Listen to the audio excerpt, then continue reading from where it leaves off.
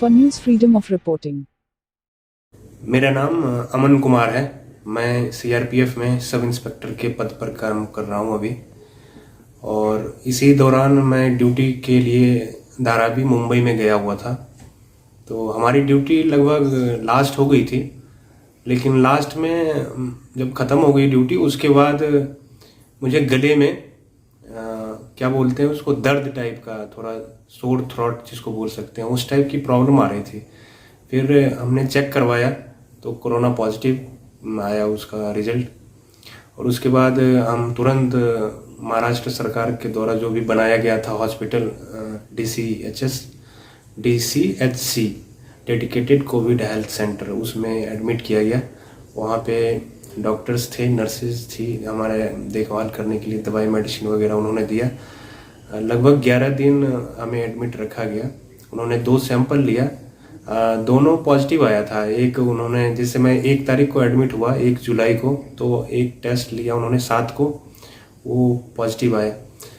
तो लेकिन जो डायरेक्शन थी ICMR की, उसके अनुसार आप 10 दिन 11 दिन एडमिट रहने के बाद आपको जब कोई सिम्टम्स नहीं दिखाई देता है तो डिस्चार्ज करना होता है।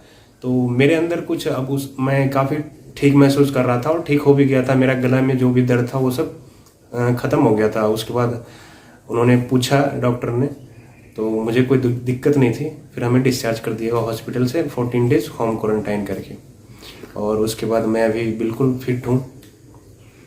आपका जब रिपोर्ट आपका पॉजिटिव आया था तब आपको क्या लगा था? जब मेरा रिपोर्ट पॉजिटिव आया तो थोड़ा सा डर सा लगा था मुझे। सही बताऊं तो आजकल ऐसा लोग कुछ तरीके का अफवाह फैल रहा है, और वीडियो इस तरीके का देखते हैं हम लोग, क्योंकि हम लोग मल्टीमीडिया से जुड़े हैं आज के डेट में। तो थोड़ा डर सा था, लेकिन एक कॉन्फिडेंस था अभी मेरे अंदर, क्योंकि मुझे कोई ज़्यादा परेशानी नहीं हो रही थी, मुझे कोई दिक्कत का सामना नहीं करना पड़ा था। सिर्फ गले में थोड़ा सा प्रॉब्लम था मुझे।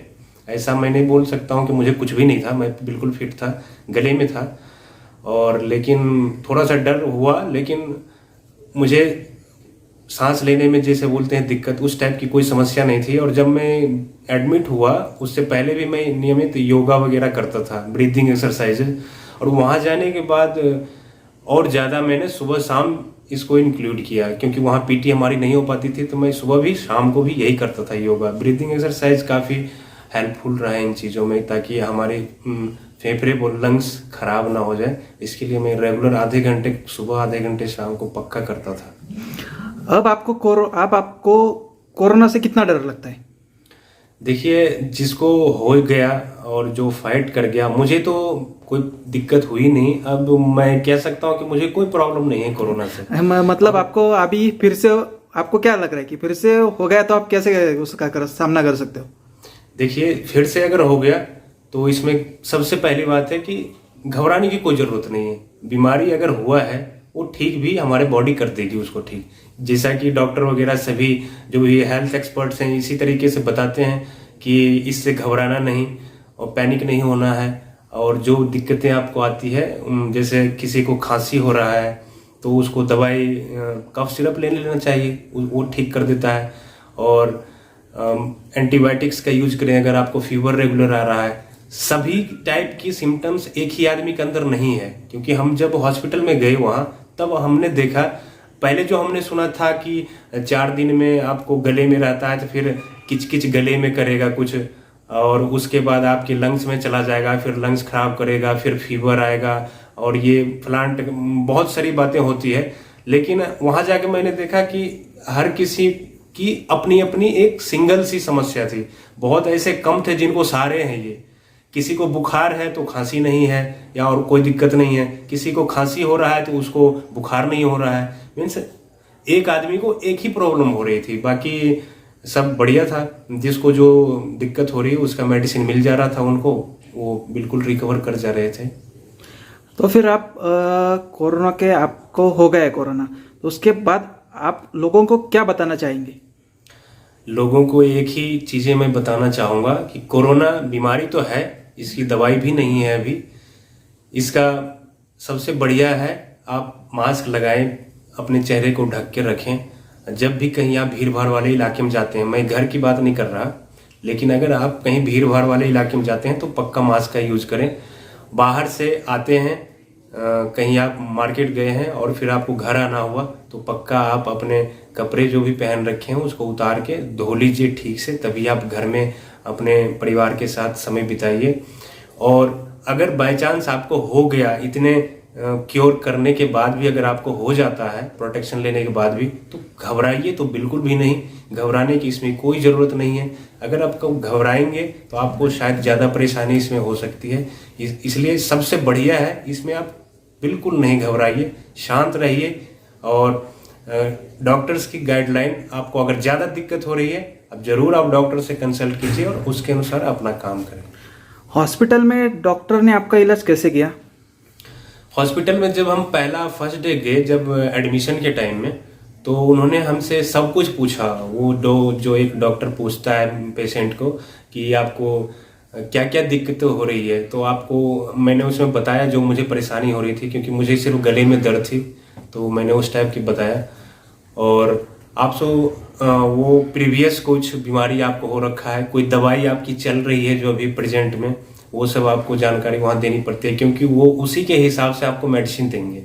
तो जैसे मुझे कुछ था नहीं, मेरा प्रीवियस रिपोर्ट भी कुछ ऐसा नहीं है खास, मैं किसी दवाई का सेवन नहीं कर रहा था अभी, तो उन्होंने मुझे हाइड्रोक्सीक्लोरोक्विन दिया था, 5 दिन का डोज था, और जिंक सल्फेट का टेबलेट वो साथ में चलाते थे, 5 दिन का था, और थोड़े गले में किच बताया तो उन्होंने मुझे कफ सिरप दिया था, बस इतना ही मेडिसिन दिया। और जब 1 हफ्ता 8 दिन के बाद उन्होंने एक हेमोपैथिक का वो दिया था, एक टाइम में 4 टेबलेट बोला, सुबह खाली पेट खा लीजिए आपको वायरल लोड कम करने के लिए, बस इतना ही दवाई दिया उन्होंने।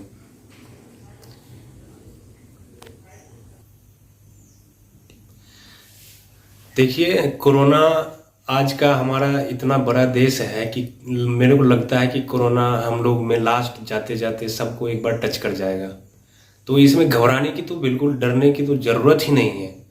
आप एकदम अपना दिमाग शांत रखिए। सभी के लिए अलग अलग है। इसमें आपने आयुष्मान भारत का भी वो पढ़ा होगा कि नियमित 1-2 टाइम काढ़ा पीजिए, आप अपना इम्यूनिटी बढ़ाइए, फिजिकल एक्सरसाइज करिए, योगा करें, जिससे आपको लंग्स वगैरह की समस्या नहीं होगी, क्योंकि इसमें आदमी वही ज़्यादा मर रहे हैं, या मैं कहूँगा कि सरवाइव नहीं कर पा रहे हैं, जिनका लंग्स साथ नहीं दे रहा, जिनको पहले कोई बीमारी हो रखा है, तो उनको थोड़ा प्रिकॉशन लेने की ज़्यादा ज़रूरत है। और मैं खासकर युवाओं को ये संदेश देना चाहूँगा कि अगर आपको नहीं हो रहा है कोरोना, या आप उससे लड़के निकल भी गए हैं, आपको पता भी नहीं चला होगा शायद, तो आप ये बिल्कुल भी ना समझें कि ये दूसरों को आपसे नहीं फैलेगा। आप बिल्कुल दूसरों को फैला सकते हैं, बिल्कुल।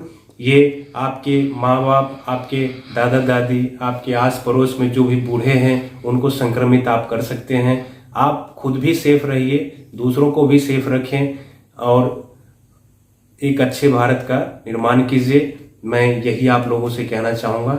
ये इस टाइम हम लोग को मिल के साथ करने का काम करना चाहिए। अगर हम साथ मिल के नहीं रहें तो शायद इस बीमारी से बचना भी मुश्किल हो जाएगा, अगर आप लोग एक दूसरे का साथ ना दें इसमें। Thank you.